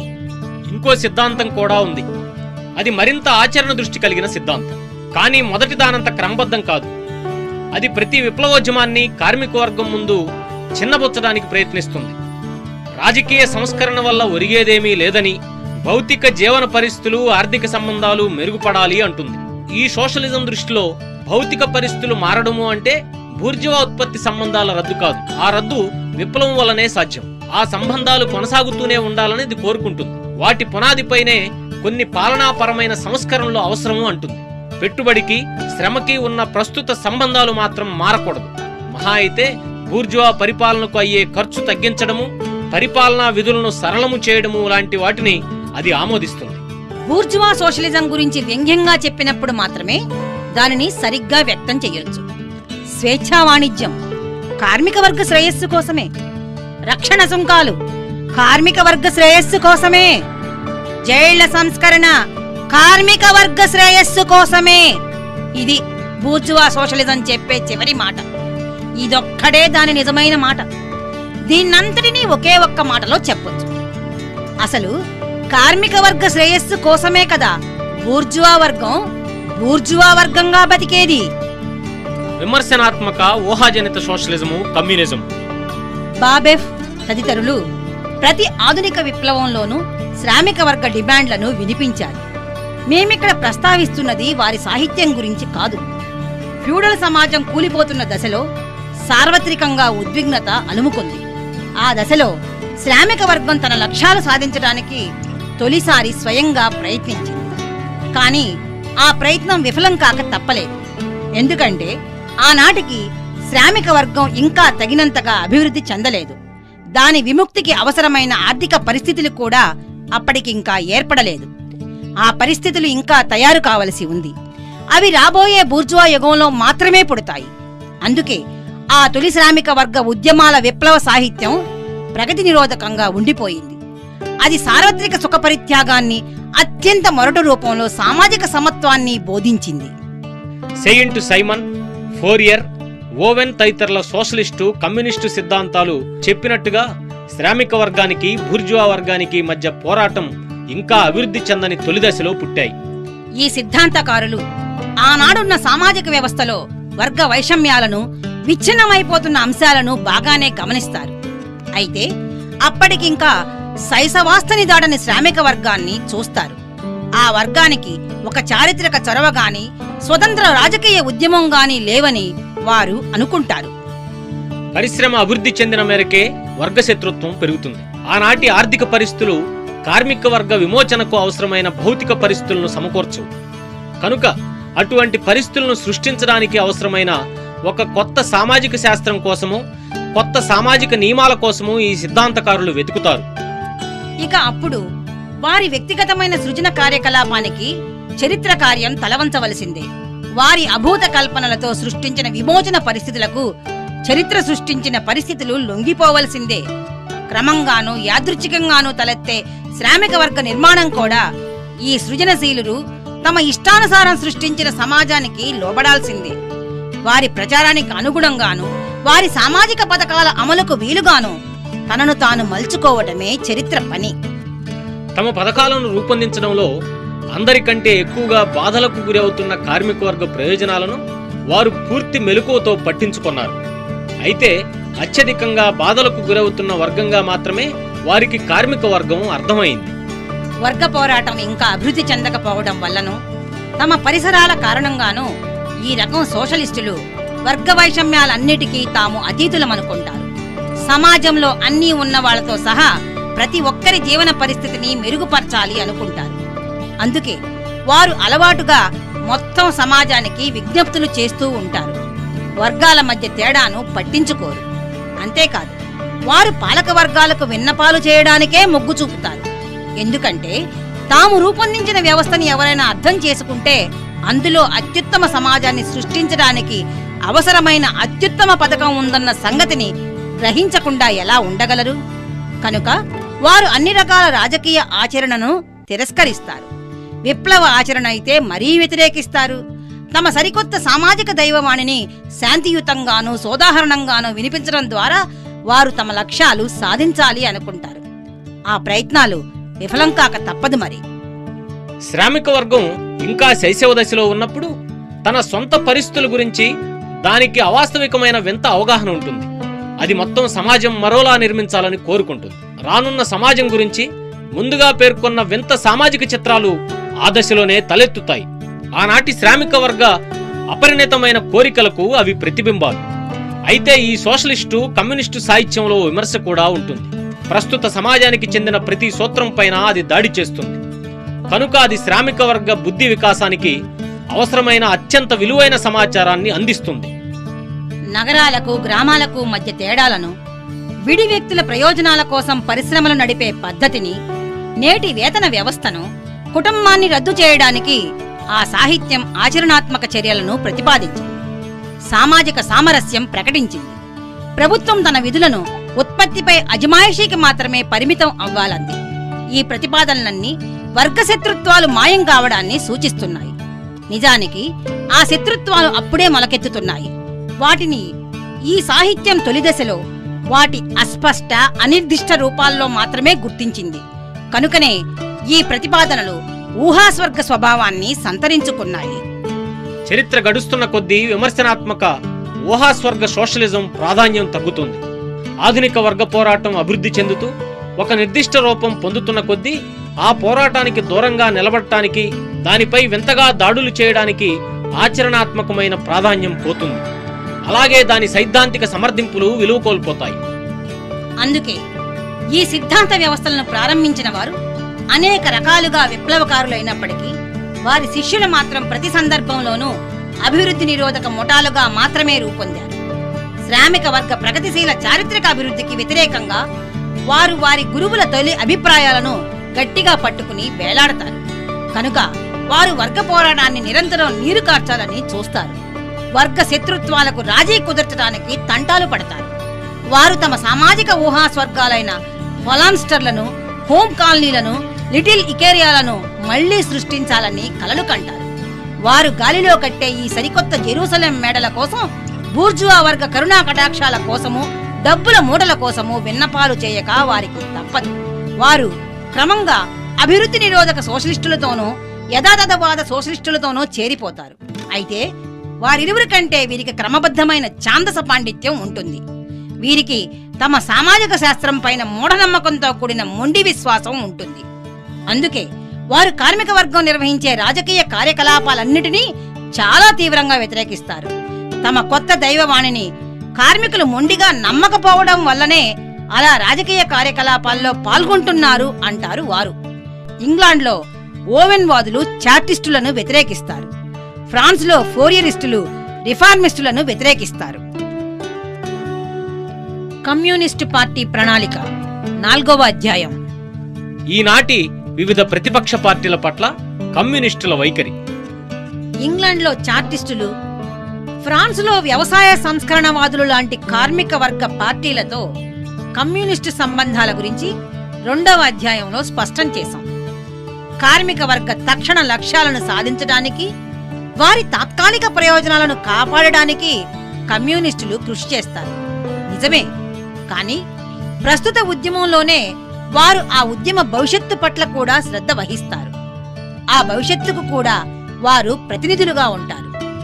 ఫ్రాన్స్లో బూర్జువా వర్గంలో యథాతథవాదులకి, రాడికల్స్ కి వ్యతిరేకంగా వారు సోషల్ డెమోక్రాట్లతో చేతులు కలుపుతారు. అదే సమయంలో మహావిప్లవం నుంచి సాంప్రదాయకంగా దిగుమతైన పదజాలాన్ని, భ్రమలను విమర్శించే హక్కును వారు ఉంచుకుంటారు. స్విట్జర్లాండ్లో వారు రాడికల్స్ ను బలపరుస్తారు. అయితే ఆ పార్టీలో పరస్పర విరుద్ధ శక్తులున్నాయన్న సంగతిని గుర్తుంచుకుంటారు. అందులో ఫ్రెంచి అర్థంలో డెమోక్రాటిక్ సోషలిస్టులు ఉన్నారు, రాడికల్ బూర్జువాలు ఉన్నారు. పోలెండ్లో జాతీయ విమోచనకు ప్రధానమైన షరతు వ్యవసాయ విప్లవమే అని పట్టుబట్టే పార్టీని వారు బలపరుస్తారు. ఆ పార్టీయే 1846లో క్రాకో విప్లవాన్ని రేపింది. జర్మనీలో నిరంకుశ రాచరికానికి, ఫ్యూడల్ ప్రభువర్గానికి పెట్టి బూర్జువాకి వ్యతిరేకంగా బూర్జువా వర్గం విప్లవకరంగా వ్యవహరించినప్పుడల్లా దానిని వారు సమర్థిస్తారు. కానీ బూర్జువా వర్గానికి, కార్మిక వర్గానికి మధ్య శత్రు వైషమ్యం ఉందన్న విషయాన్ని స్పష్టంగా కార్మిక వర్గానికి నేర్పడాన్ని వారు ఒక్క క్షణం కూడా మరువరు. జర్మనీలో ప్రగతి నిరోధక వర్గాలు ఓడిపోగానే తన ఆధిపత్యం నెలకొల్పుకునే క్రమంలో బూర్జువా వర్గం ప్రవేశపెట్టక తప్పని సామాజిక రాజకీయ పరిస్థితులనే కార్మిక వర్గం ఆయుధాలుగా మలుచుకోవడానికి, బూర్జువా వర్గానికి వ్యతిరేకంగా పోరాటం ప్రారంభించేందుకు ఇది చాలా అవసరం. జర్మనీ బూర్జువా విప్లవం ముంగిట ఉంది. యూరప్ నాగరికత మరింత అభివృద్ధి చెందిన దశలో ఆ విప్లవం జరగబోతుంది. 17వ శతాబ్దపు ఇంగ్లాండ్లో కంటే, 18వ శతాబ్దపు ఫ్రాన్స్లో కంటే ఎంతో అభివృద్ధి చెందిన కార్మిక వర్గం ఇప్పుడు జర్మనీలో ఉంది. బూర్జువా విప్లవం ఇక్కడ ఒక ఉపోద్ఘాతం మాత్రమే. వెనువెంటనే శ్రామిక వర్గ విప్లవం దాన్ని అనుసరించబోతుంది. ఈ కారణాలన్నిటి వల్ల కమ్యూనిస్టులు ప్రధానంగా జర్మనీని శ్రద్ధగా గమనిస్తారు. క్లుప్తంగా చెప్పాలంటే ప్రతి చోట అప్పుడున్న సామాజిక రాజకీయ వ్యవస్థలకు వ్యతిరేకంగా జరిగే ప్రతి విప్లవోద్యమాన్ని కమ్యూనిస్టులు బలపరుస్తారు.